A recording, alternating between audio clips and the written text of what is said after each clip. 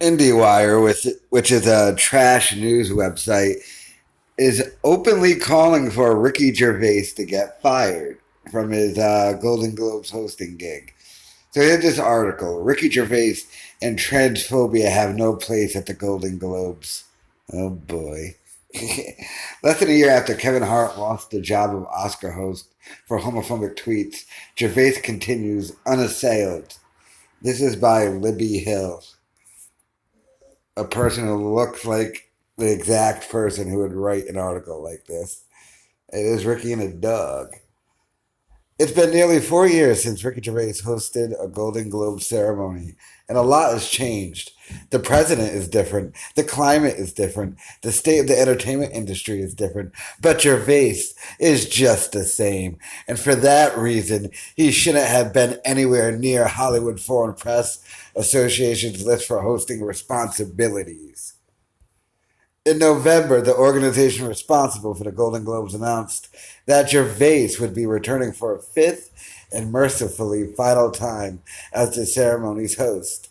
This despite the controversial British comedian's extensive history of transphobia. Extensive history. While the decision is not a surprise because of his tenure, it remains a disappointment. During Gervais's 2016 stint hosting the ceremony, he then named Olympic gold medalist Caitlyn Jenner from the stage. And transphobic commentary has been a through line of his work since. What do you call Caitlyn Jenner? Bruce Jenner? You remember, the Republican who's a Trump supporter, you whack job? Like, what?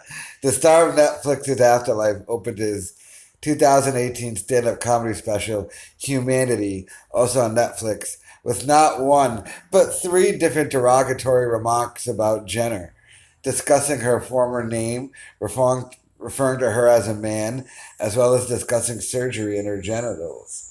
Gervais told the audience during his special that his references were jokes from his Golden Globes appearance and that he opted out of because they were too offensive. I never tell that joke like that. It's horrible. He simpered after each comment. I didn't do it, so you're getting offended at a joke that doesn't exist. Except obviously he did do it in the same special. He also chose to demean transgender individuals by making jokes about them identifying as chimps. Oh, lady, don't let's not get what's that thing called trans otherkinish. More recently, he used Halloween as an opportunity to mock transgender activist Jessica Yaniv. By the way, that Jessica Yaniv person, I think just go watch Blair White's interview with that person, and you'll get the gist of what's going on there. And again, he doubled down with a faux apology, retweeting the original tweet and noting he should apologize. Um, she spelled apologize wrong. Apologize and delete it and never make offensive jokes like this ever again. Over a month later, of course, the tweet remains up to an additional note provided as context. Um, but yeah, in this tweet, Ricky just says, I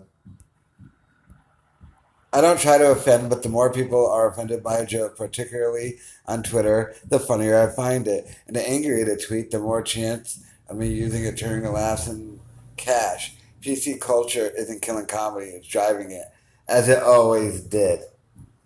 At some point, you have to accept that Gervais isn't making jokes. He's telling us exactly what he thinks, and what he thinks is that trans people are less valid than everyone else. Really?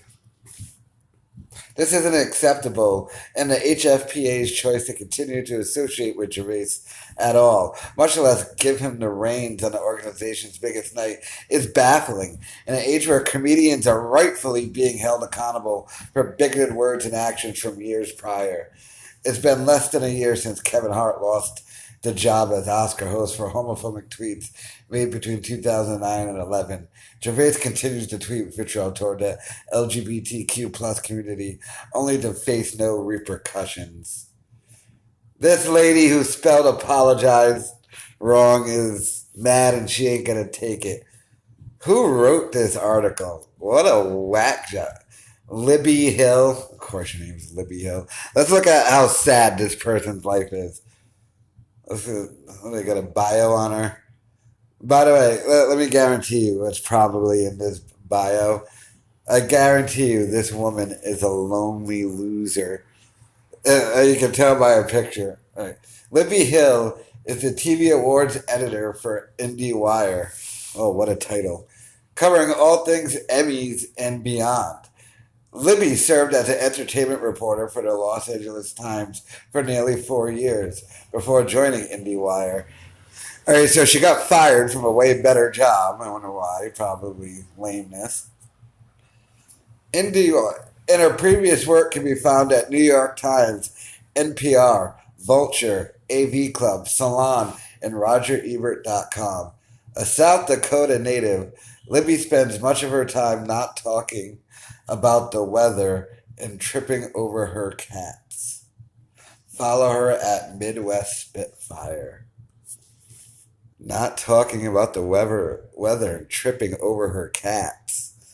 Of course she has cats, this loser. Ugh. But yeah, so there's a media. Is IndieWire big? I don't know. But now there's a media company actively trying to get Ricky Gervais fired as the Golden Globes host. What a bunch of losers. Ugh. PC thing is so stupid. Although, in these instances, I love this is also another case of the left trying to eat its own. And I think Ricky Gervais might be the most liberal dude, a lefty dude on the face of the earth who loves animals. But I grow encouragement for this. Because if this, by the way, this woman's so horrible, she has no real support. And on that article, they had to disable comments from their own readers because they turned against it. But yeah, so, but stuff like this could end up driving a person like Ricky Gervais to support like a Trump or somebody like that. Because this person, the left loves to eat its own, it never fails.